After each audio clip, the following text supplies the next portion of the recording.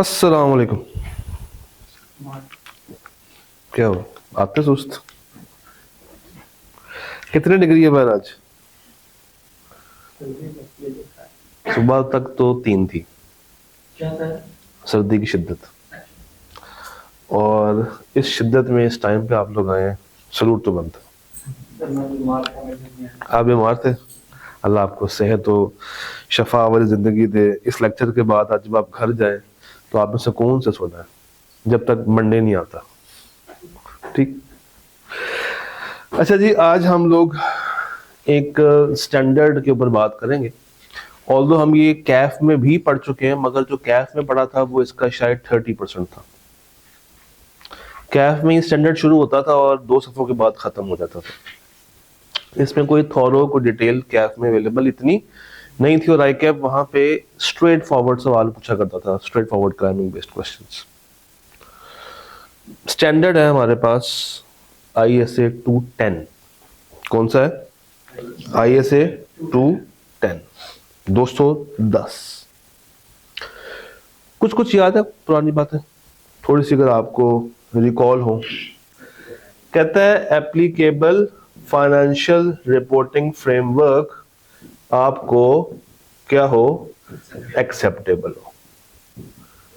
तो 2 मेन शर्तें होती हैं अगर आपने किसी भी असाइनमेंट को कबूल करना है। नंबर 1, आपका जो एप्लीकेबल फाइनेंशियल रिपोर्टिंग फ्रेमवर्क है एक्सेप्टेबल होना चाहिए, और दूसरा क्या है? प्रीमाइस।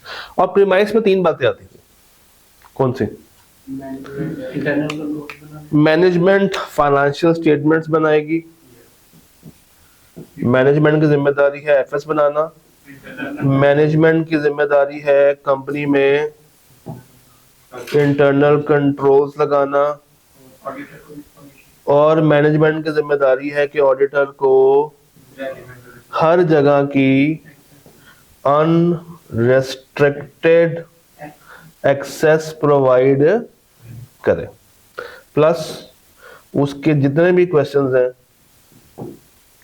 जो रेलेवेंट सवाल हैं उसको आंसर करे, उसको तमाम इंफॉर्मेशन प्रोवाइड करें। यहां पे भी स्टार्ट बिल्कुल सेम। 210 की प्री कंडीशंस। तो पहली प्री कंडीशन क्या है? डिटरमिन जो फाइनेंशियल रिपोर्टिंग फ्रेमवर्क है दैट इज एक्सेप्टेबल और not, point 1। And point 2 is agreement है ऑन प्रीमाइस। प्रीमाइस बेसिकली क्या थी? मैनेजमेंट की रिस्पॉन्सिबिलिटीज। और रिस्पॉन्सिबिलिटीज कौन सी? Number 1, preparation of FS, controls लगाना, और तीसरा इंफॉर्मेशन देना, उसकी रिक्वेस्ट के ऊपर तमाम डाटा उसको प्रोवाइड करना, कंट्रोल्स बनाना, और उसको अनरिस्ट्रिक्टेड एक्सेस प्रोवाइड करना हर जगह। अब जो एक एक्स्ट्रा बात मैं आपसे करने जा रहा हूं जो कैफ में नहीं थी, हम लोगों ने पॉइंट 1 पे कभी भी कैफ लेवल पे डिस्कस नहीं किया था, क्योंकि कैफ लेवल के ऊपर बाय डिफॉल्ट हमारी एक अजम्पशन होती है कि जो भी फाइनेंशियल रिपोर्टिंग फ्रेमवर्क है वो बाय डिफॉल्ट क्या है? एक्सेप्टेबल। क्योंकि वहां पे जो हम लोग फाइनेंशियल रिपोर्टिंग फ्रेमवर्क यूज करते हैं that is IFRS, that is IFRS। क्योंकि वहां पे हम अश्योरेंस भी एक ही तरह की दे रहे थे। कौन सी वाली दे रहे थे भला? ऑडिट। मगर यहां पे स्टैंडर्ड ये कहता है कि ये वाला जो स्टैंडर्ड है 210, आप कोई भी लेवल ऑफ अश्योरेंस दे रहे हो, इवन आप नॉन अश्योरेंस भी दे रहे हो ना, तो ये 210 वाली बातें वहां पे भी कॉमन है। 210 वाली बातें वहां पे भी क्या है? कॉमन। तो चूंकि ये वहां पे भी इस्तेमाल होनी है, तो अब मेरे लिए ये जानना जरूरी है कि कौन सा फाइनेंशियल रिपोर्टिंग फ्रेमवर्क मेरे लिए क्या होना चाहिए? एक्सेप्टेड। तो अब थोड़ी सी हम लोग डिबेट करेंगे इस पॉइंट के ऊपर। कुछ फैक्टर्स हैं। कुछ क्या है? फैक्टर्स। पहला फैक्टर है नेचर ऑफ एंटिटी। आपकी एंटिटी कैसी है? सर एंटिटीज 2 तरह की होती हैं। 2 तरह के बिजनेस होते हैं, एक फॉर प्रॉफिट, एक नॉट फॉर प्रॉफिट। दोनों में फर्क क्या होता है? एक लोगों के भाई के काम करते हैं, जो फॉर प्रॉफिट है उसका मेन पर्पस होता है मैंने अपने शेयर होल्डर की वैल्यू इंक्रीज करनी, मैंने उसकी शेयर प्राइस को इंक्रीज करना है, मैंने उसकी वैल्यू को बढ़ाना है। सर जी चार्जिंग पे लगा देंगे। मैंने उसकी वैल्यू को बढ़ाना। और जो नॉट फॉर प्रॉफिट होती है उसकी मेन फंक्शनैलिटी क्या होती है, क्या होती है भला? उसकी मेन फंक्शनैलिटी होती है कि उसने अवाम की मदद करनी, अवाम की खिदमत करनी। मगर क्या ये लोग प्रॉफिट नहीं कमाते? कमाते हैं। प्रॉफिट कमाते जरूर है, मगर कमा के अपने ही बिजनेस में क्या कर देते हैं, दोबारा से री इन्वेस्ट कर देते हैं, अपने ही बिजनेस के ऑब्जेक्टिव्स में दोबारा से री इन्वेस्ट कर देते हैं। कोई ऐसी कंपनी, कोई ऐसा सेक्शन ज़हन में आ रहा? नहीं, वो तो कंपनी का नाम है ना, मैं कोई सेक्शन नंबर जानने की कोशिश कर रहा हूं। एक सेक्शन बड़ा कॉमन था कैफ लेवल पे, section not for profit companies का, कंपनी लॉ में पढ़ा होगा, चैप्टर 1 में पढ़ा होगा, सेक्शन 42, सेक्शन 42 वाली कंपनी, सेक्शन 42 वाली कंपनी। सवाल ये आता है कि सर क्या financial reporting framework for profit business के लिए और नॉट फॉर प्रॉफिट बिजनेस के लिए सेम रखूं कि ना रखूं? क्या ख्याल है आपका? सेम तो नहीं होना चाहिए ना, क्योंकि दोनों के बिजनेस ऑब्जेक्टिव्स क्या है, फर्क है। फिर एक और मजे की बात, जो प्रॉफिटेबल कंपनी है, जो बिजनेस कर रही है, उसने अपने अकाउंट्स तो फॉर पब्लिक रखने हैं, मगर जो नॉट फॉर प्रॉफिट है, स्पेसिफिक डोनर आके ये रिक्वेस्ट कर सकता है कि यार इसको मेरे मुताबिक ऑडिट करवा के दो कि मेरा पैसा सही जगह पे जा रहा है या नहीं जा रहा। अब आए जरा सामने, नेचर ऑफ एंटिटी। पहला फैक्टर डिपेंड करता है कि वो बिजनेस एंटरप्राइज है या वो नॉट फॉर प्रॉफिट है। तो जनाब अगर तो वो कंपनी है तो वो नॉर्मली कौन सा फ्रेमवर्क फॉलो कर रही होगी, IFRS या उस मुल्क का गैप, US गैप टाइप। और अगर वो कोई NGO तो वो फॉलो करती है इप्सस। क्या नाम लिखा हुआ है? इप्सस। एनीवन जो कि इसको फुल फॉर्म में कन्वर्ट कर सके, व्हाट इज इप्सस? इंटरनेशनल प्रिंसिपल नहीं। पीक से क्या मुराद? पाकिस्तान भी नहीं। PPP, चलो पी को छोड़ते हैं। S क्या होगा? B क्या होगा? B for board, A for, ये बेसिकली इप्सस B होता है। A फॉर अकाउंटिंग, अकाउंटिंग की बात हो रही है ना। चले मैं बताता हूँ। इप्सस B मीन्स इंटरनेशनल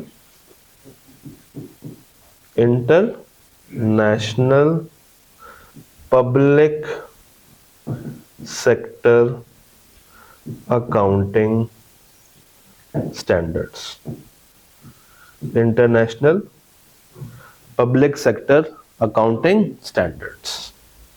इस फ्रेमवर्क के तहत हम NGOs के अकाउंट्स को क्रिएट करते हैं, बनाते हैं। तो अब हमने ये देखना है, बीइंग ऑडिटर, हमारे पास कौन सी कंपनी आ रही है अपना ऑडिट करवाने के लिए।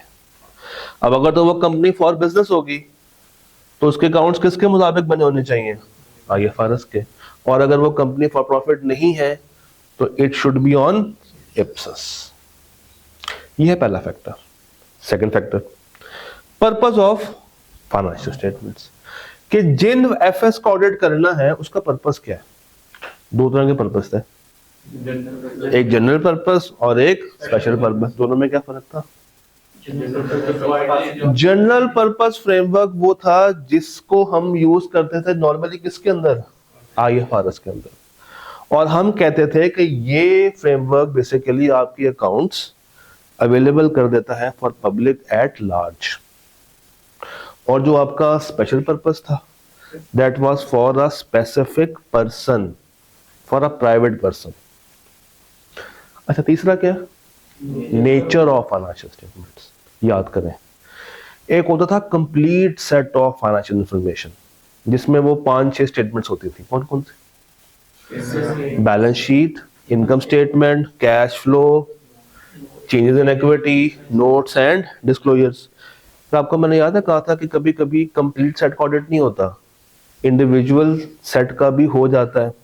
तो आपने देखना ये है कि आप कंप्लीट सेट का ऑडिट कर रहे हैं या आप सिंगल फाइनेंशियल स्टेटमेंट का ऑडिट कर रहे हैं, फिर उसके मुताबिक आपका फ्रेमवर्क बदल जाएगा।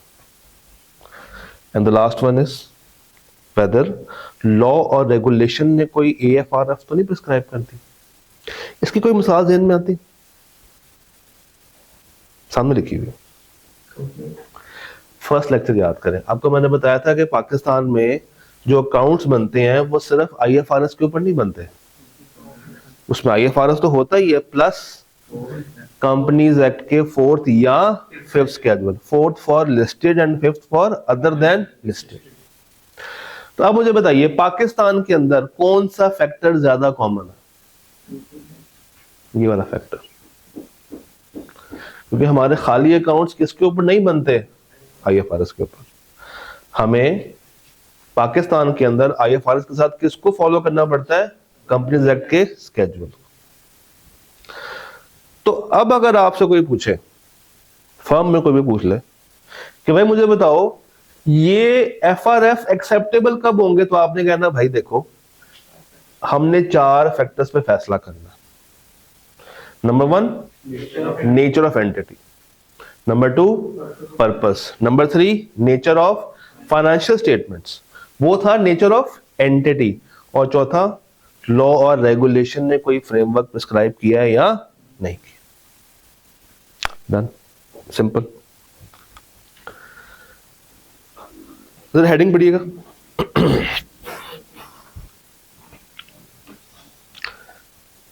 Special case appendix 2।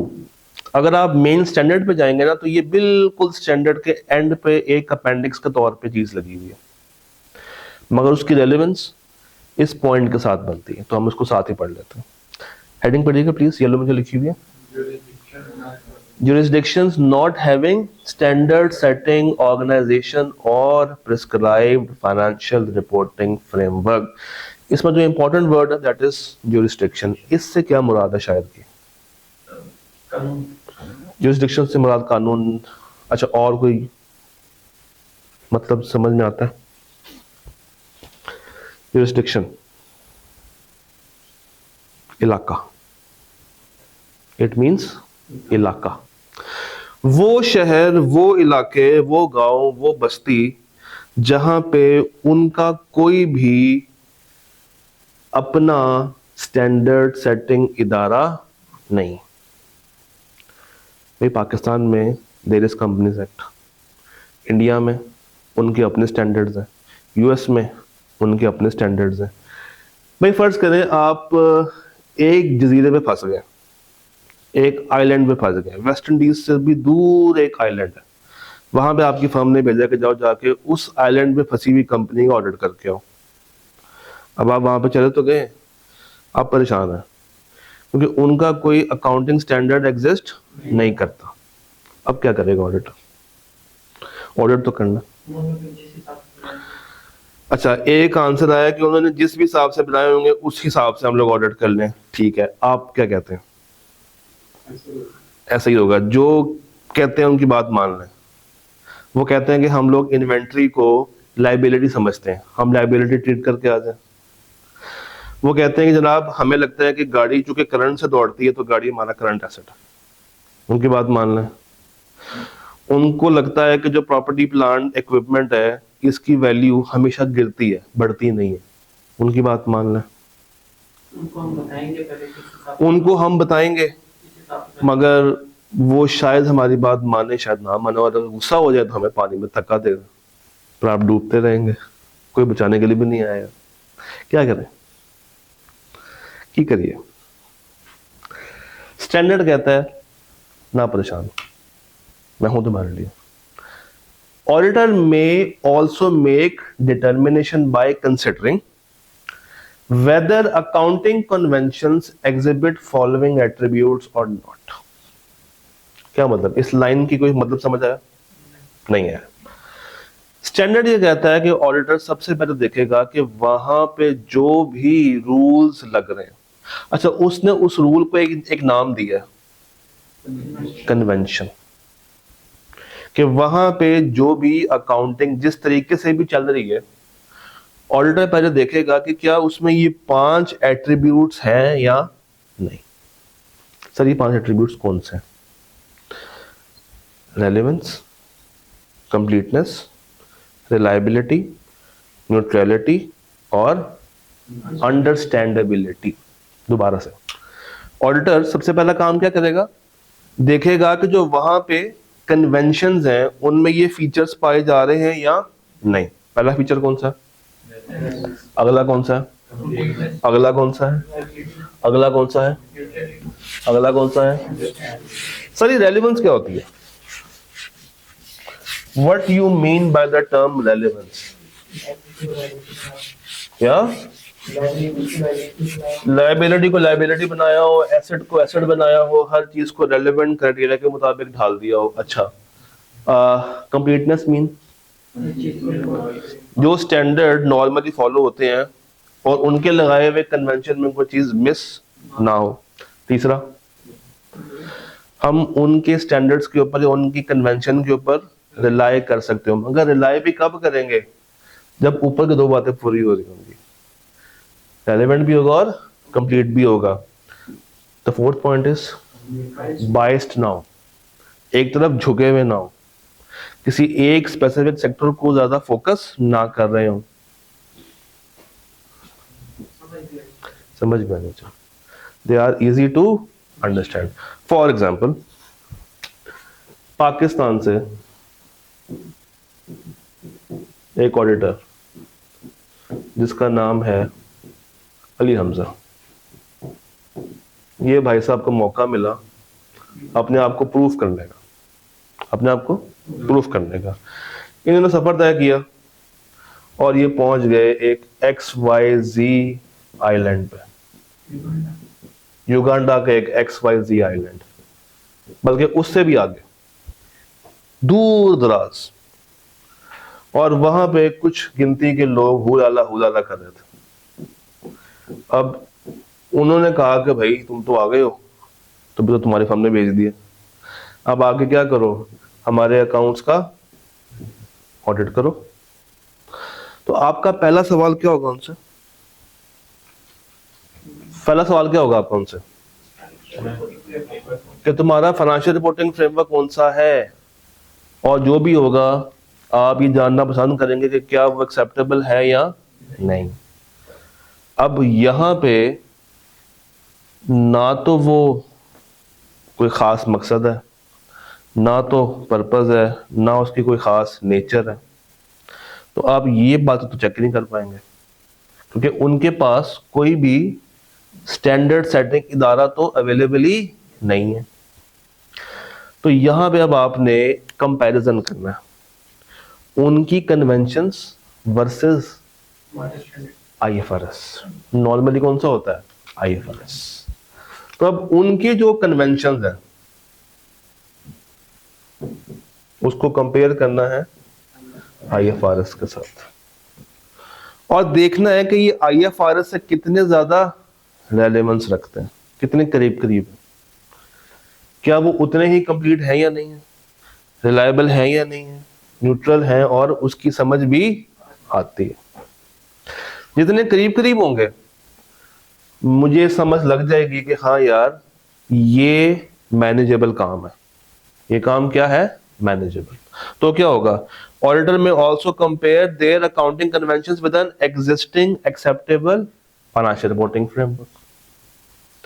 बट उन्होंने क्या किया, एक बास्केट पकड़ी, IFRS से उठाया IS2 उसमें डाला, इंडियन अकाउंटिंग स्टैंडर्ड से पकड़ा लीज का स्टैंडर्ड उसमें डाल दिया बास्केट में, US गैप से पकड़ा PP का स्टैंडर्ड वो डाल दिया बास्केट में, किसी और मुल्क के किसी और लॉ से कोई और पकड़ा स्टैंडर्ड उसको उस बास्केट में डाल दिया, और गोल गोल बास्केट घुमा के कहा ये है हमारे अकाउंटिंग कन्वेंशंस, आधा तीतर आधा बटेर।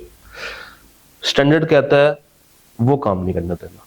लास्ट लाइन पढ़ा, collection of accounting conventions devised इस तरीके से बनाए हैं टू सूट इंडिविजुअल प्रेफरेंस, कि वो किसी एक बंदे की प्रेफरेंस को फोकस कर रहा है, is not an acceptable financial reporting framework for. अगर इस तरीके से उन्होंने अपने कन्वेंशंस को बनाया हुआ तो फिर ये आपके लिए काबिल कबूल नहीं।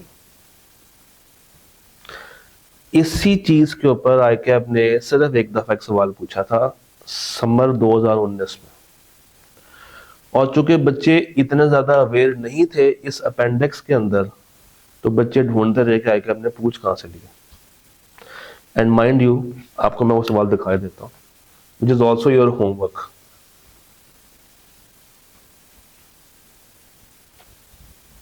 दिस वन, जरा पढ़े सवाल, उसमें नहीं है, नोट्स में नहीं, सवाल पढ़े जरा। You are a partner in a firm of chartered accountants. Your firm has recently been approached by an offshore, दूर की एक एंटिटी, बाहर की एक एंटिटी। कहां पे है ये? ब्रिटिश वर्जन आइलैंड्स में, for appointment as an auditor for the year ending 30 सितंबर 2019। ठीक है। द एंटिटी इज फॉलोइंग, अब देखें, लोकली डेवलप्ड अकाउंटिंग स्टैंडर्ड्स, उनके अपने लोकली डेवलप्ड, कोई गैप नहीं है, कोई IFRS नहीं है, उनके लोकली डेवलप्ड है, for the preparation of their financial statements. On your query regarding availability of records and information, the entity has informed you that they will electronically send the scanned copies of the records required for the purpose of audit. Requirement ये है, discuss करें वो कौन से matters हैं जो कि आपकी फर्म कंसिडर करेगी before accepting the above audit engagement. तो उसमें जो चीज आपने सबसे पहले बतानी थी वो ये कि भाई तुम्हारे चूंकि स्टैंडर्ड्स ही अपने नहीं हैं, तुम लोगों ने अपनी अपनी बातें खुद ही से पेश की हुई हैं, तो मुझे सबसे पहले ये देखना है कि तुम्हारे स्टैंडर्ड्स में और IFRS में अगर मैं कंपेयर करूं तो क्या मुझे ये 5 फैक्टर्स मिलते हैं या नहीं मिलते। अच्छा, इन 5 फैक्टर्स को आप आसानी के लिए याद रख सकते हैं with this acronym RC run. RC run, where R stands for relevance, C is completeness, reliability, understandability and neutrality. Done. Relevance की एग्जांपल ले लें। सर देखें, हमें IS2 कहता है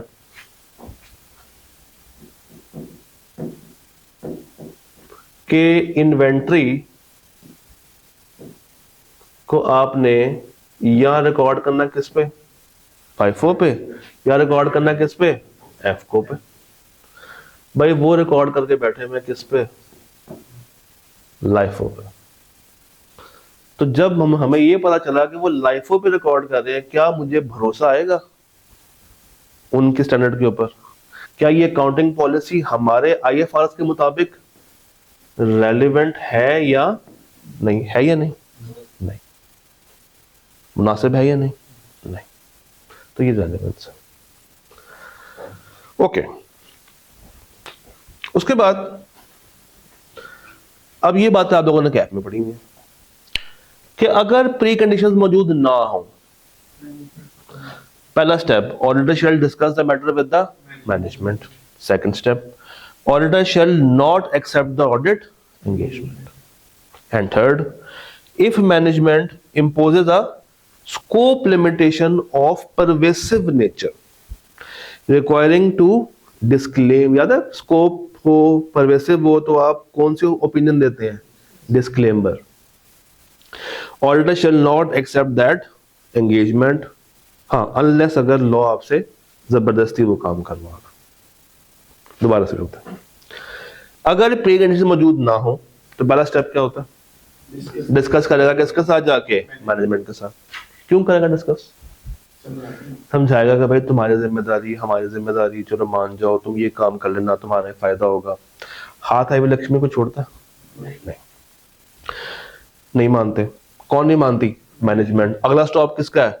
दो चार्ज विद गवर्नेंस का। Auditor shall not accept that audit engagement, अगर बड़े भी एग्री नहीं कर रहे, अनलेस रिक्वायर्ड। अगर लॉ ने आपको मजबूरन कहा हुआ है कि आपने ही ऑडिट करना, तो फिर आप ऑडिट करेंगे, चाहे वो मान रहे हैं चाहे वो नहीं। अभी आपकी सरदर्द नहीं है कि आप वहां पे क्या दिए आएंगे, आपको लॉ ने कहा था ऑडिट करना, लॉ ने ये नहीं कहा था कि साफ रिपोर्ट देनी है, लॉ ने ये नहीं कहा था कि साफ ओपिनियन भी देनी है।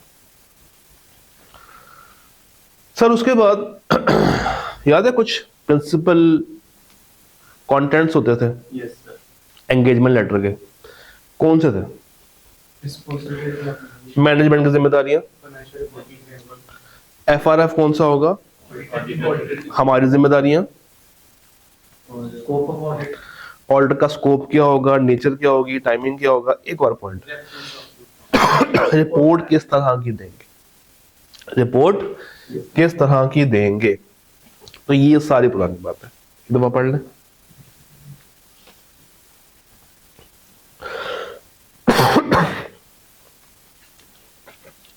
इसमें कोई नई बात, ऑब्जेक्टिव एंड स्कोप तुम्हारी जिम्मेदारियां, हमारी जिम्मेदारियां। कौन सा क्या है, एएफआरएफ, जो कि किसके लिए यूज किया जा रहा है, for preparation of financial statements. The last is reference to the expected form and content of report, कि हम जाते हुए उनको किस तरह की रिपोर्ट देके जाएंगे। और ये बता देना कि उसमें क्या आ सकती है, इसका मतलब क्या होता है, चेंजेस आ सकती, मॉडिफिकेशन आ सकती है, बदलाव आ सकते, बिल्कुल ही एग्जैक्ट वैसी रिपोर्ट नहीं होगी। डन, याद है? ओके सर, कुछ हमारे पास प्रिंसिपल एलिमेंट्स के बाद होते थे, कौन से elements, optional elements. But cash level के ऊपर इसकी एक सिंगल लिस्ट होती थी, बड़ी सी लिस्ट होती थी, लिस्ट वही है, मगर कैफ लेवल के ऊपर आपको सेग्रीगेट करके नहीं बताते थे। Optional contents, judgement required. अब जो लिस्ट आ रही है ये ऑडिटर की मर्जी है, ऐड करना चाहे तो ऐड कर दे, नहीं करना चाहे तो ऐड ना करे, उसके पीछे क्या लगी हुई है, उसकी रेलेवेंट जजमेंट। तो आइए देखते हैं, लिस्ट पर एक दफा तसल्ली से रीड कर ले, इसको जूम कीजिएगा, इस लिस्ट को तसल्ली से एक दफा रीड करो।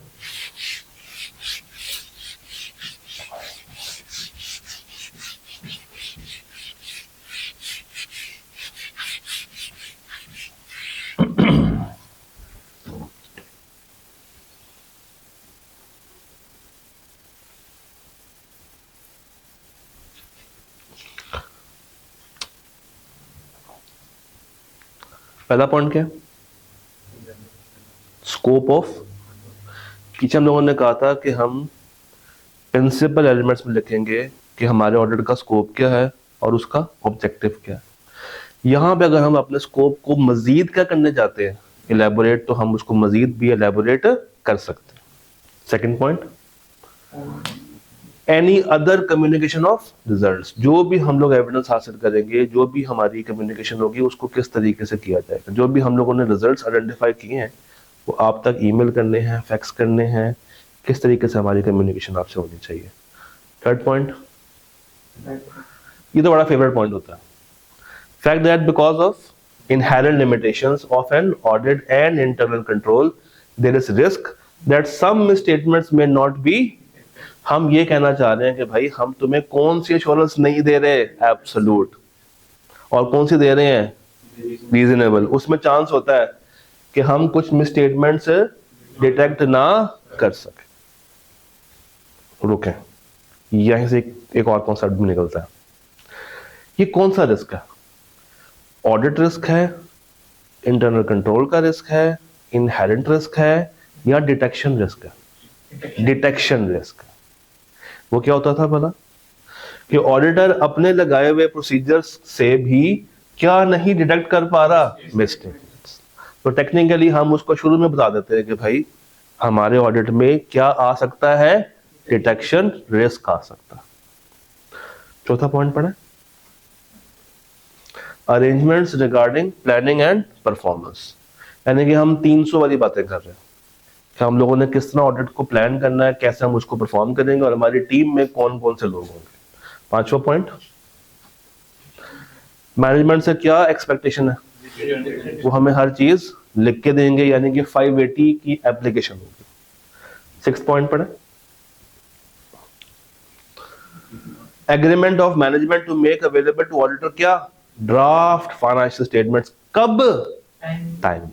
और जब हम लोग ऑडिट करने के लिए पहुंचे तो कम से कम उन्होंने क्या तैयार करके रखी हो, ड्राफ्ट। ये ना हो कि हम आ जाए और वो कुछ भी तैयार ना करके बैठे। उसके बाद एग्रीमेंट ऑफ मैनेजमेंट टू, पढ़ें जरा,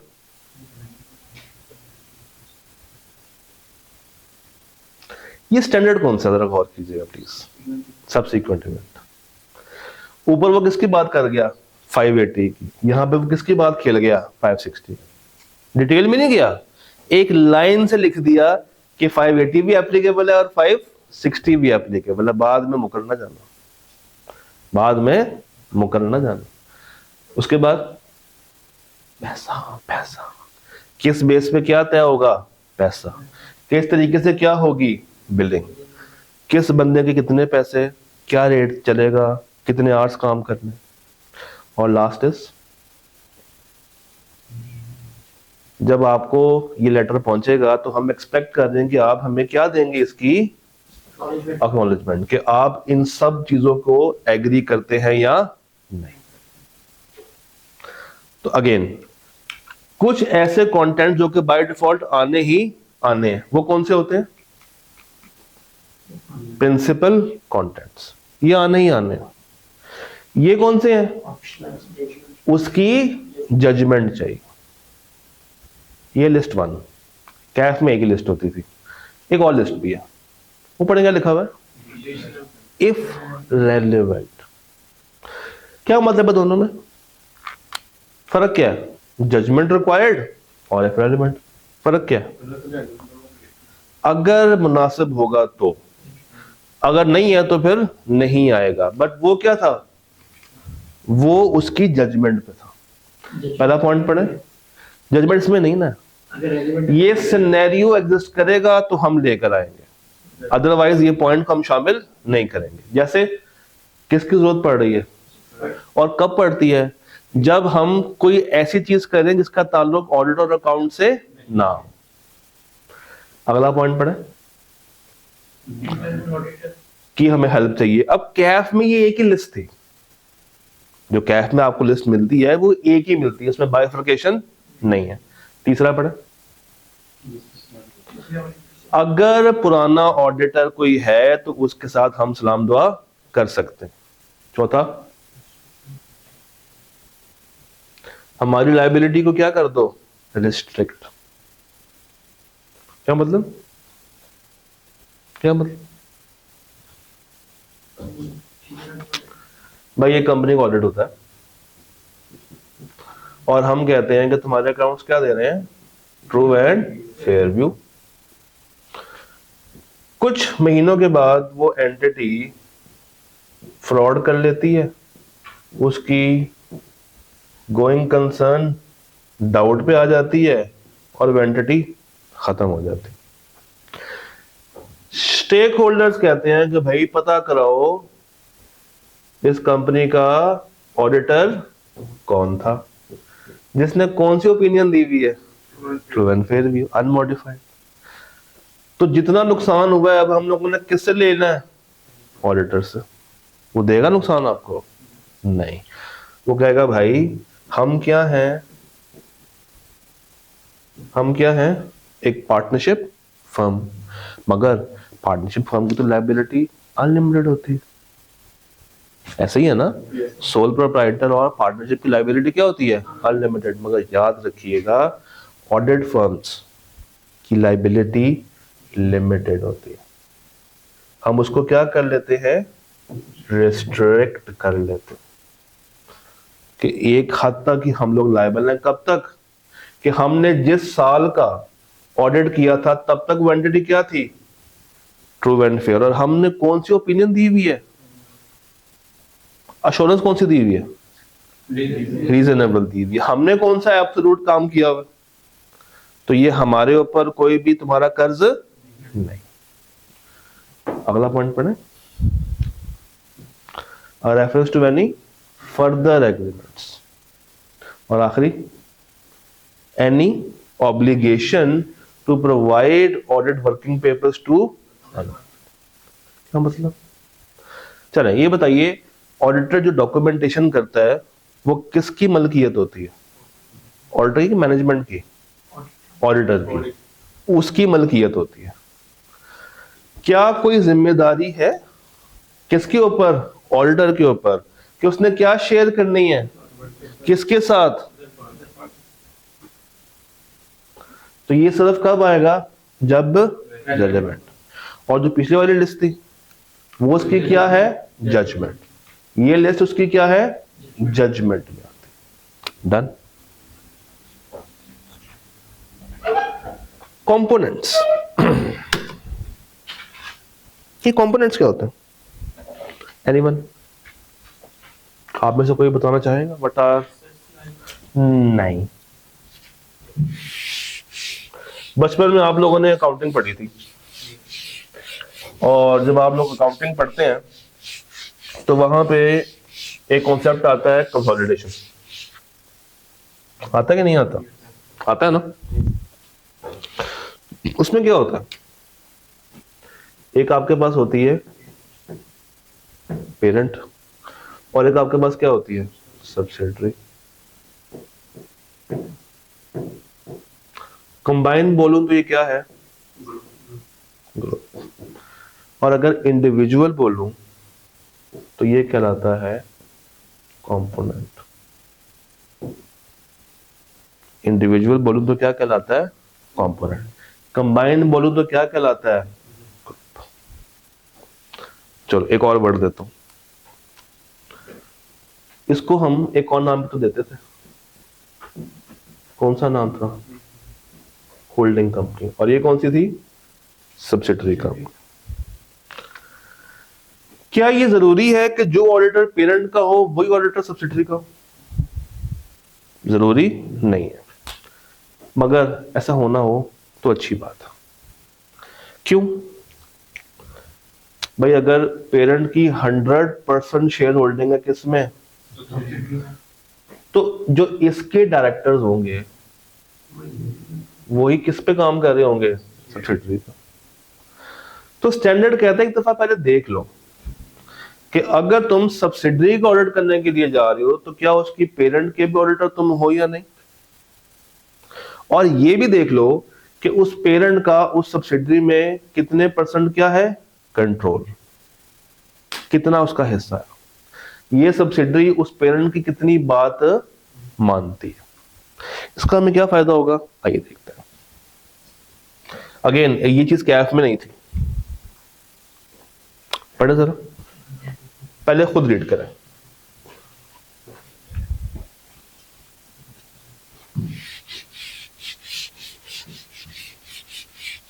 क्या कहता है? When auditor of a parent entity, लिख, इसको बना लेते हैं भाई। एक आ गई ये मेरी पी कंपनी, ये क्या है? P company. इसका ऑडिटर बना लेते हैं हम A B C and company chartered accountants. ये क्या है इसका? Auditor. When auditor of a parent entity is also the auditor of किसका? कंपोनेंट। कंपोनेंट हम कर लेते हैं एस कंपनी। तो यही किसका ऑडिट कर रहे हैं? कंपोनेंट का। आगे पढ़े। The factors that may influence the decision, इसका मतलब है कि हम कोई ना कोई क्या लेने जा रहे हैं? डिसीजन। आइए देखते हैं कौन सा, किस चीज का? पढ़े। क्या हम दोनों को क्या भेजें? सेपरेट ऑडिट एंगेजमेंट लेटर भेजें या ना भेजें? ये बात कैफ में पढ़ी थी? नहीं पढ़ी। तो सर फैसला ये करना है कि मैं अगर दोनों कंपनियों में हूं तो क्या मैं सब्सिडरी को उसी लेटर में चला लूं या मैं सब्सिडरी को अलग से क्या भेजूं, लेटर भेजूं। क्या इसका आंसर यस होगा या नो होगा? It depends. इसका आंसर क्या है? इसका आंसर क्या है? It depends on what? Factors. It depends upon some factors. बहुत मजे के फैक्टर थे। पहला पढ़े।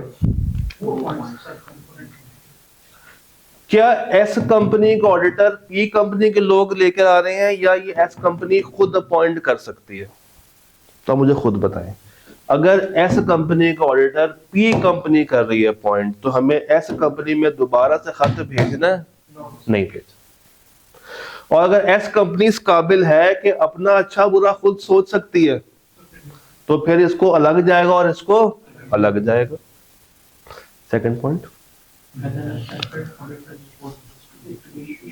क्या मतलब शायद क्या कहना चाह रहा है शेर में? अगर तो इसकी रिपोर्ट अलग बनेगी, इसकी रिपोर्ट अलग बन के इनको देनी है, तो फिर सेपरेट हमें इनको लेटर भेजना है।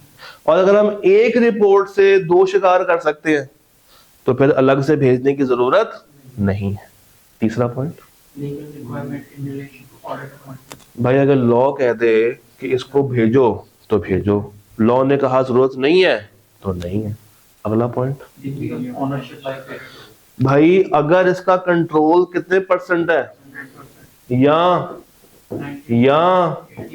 जितना ज्यादा कंट्रोल होता चला जाएगा एक खत बहुत है, और जितना कम कंट्रोल होगा तो फिर हमें दो सेपरेट लेटर्स को भेजना पड़ेगा। अगला पॉइंट, ये इसकी मैनेजमेंट उनसे कितनी ज्यादा इंडिपेंडेंट है। कैसा तो नहीं है कि इनको अगर वॉशरूम भी जाना हो तो किससे पूछ के जाते हैं? पी कंपनी से, कि उस्ताद जी मैं जरा हो। अगर तो ऐसा है तो फिर एक खत, क्योंकि फिर बाय डिफॉल्ट दोनों एक ही तो बन गई है ना। और अगर ऐसा नहीं है तो इसको सेपरेट और इसको सेपरेट।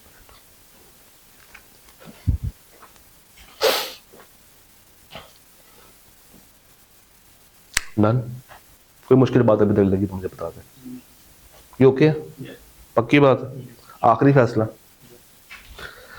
अब कुछ कैफ वाली बातें कर लेते हैं। रेकरिंग ऑडिट, ये क्या होता था? एक ही कंपनी का ऑडिट आप मल्टीपल टाइम्स कर रहे हैं विदाउट एनी ब्रेक। बीच में अगर ब्रेक आ गई तो फिर रेकरिंग नहीं रहा। रेकरिंग मींस ये दो लफ्ज हैं, री अकरिंग, री अकरिंग। दोबारा से, री अकरिंग। तो सर जरा पढ़ते हैं, ये क्या वाली बात है? Auditor may decide not to send a new letter on every audit appointment. भेज भी सकता है और नहीं भी भेज सकता। हाँ, अगर तो ये फैक्टर्स आ रहे हैं ना तो फिर भेजना पड़ेगा।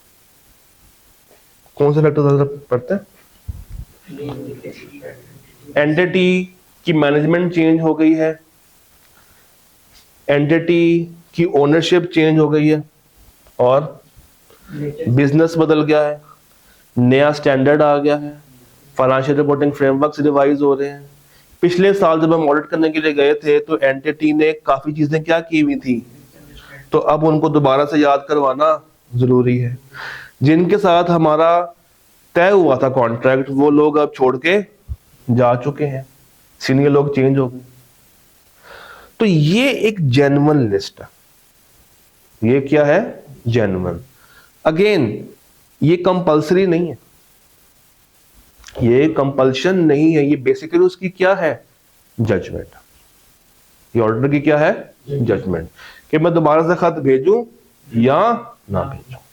पर अगर ये मामला तो हो रही है ना, तो अच्छी बात क्या है? खत को दोबारा से भेज देना चाहिए। डन। यहां पे लेक्चर 4A हम लोग रोकते हैं।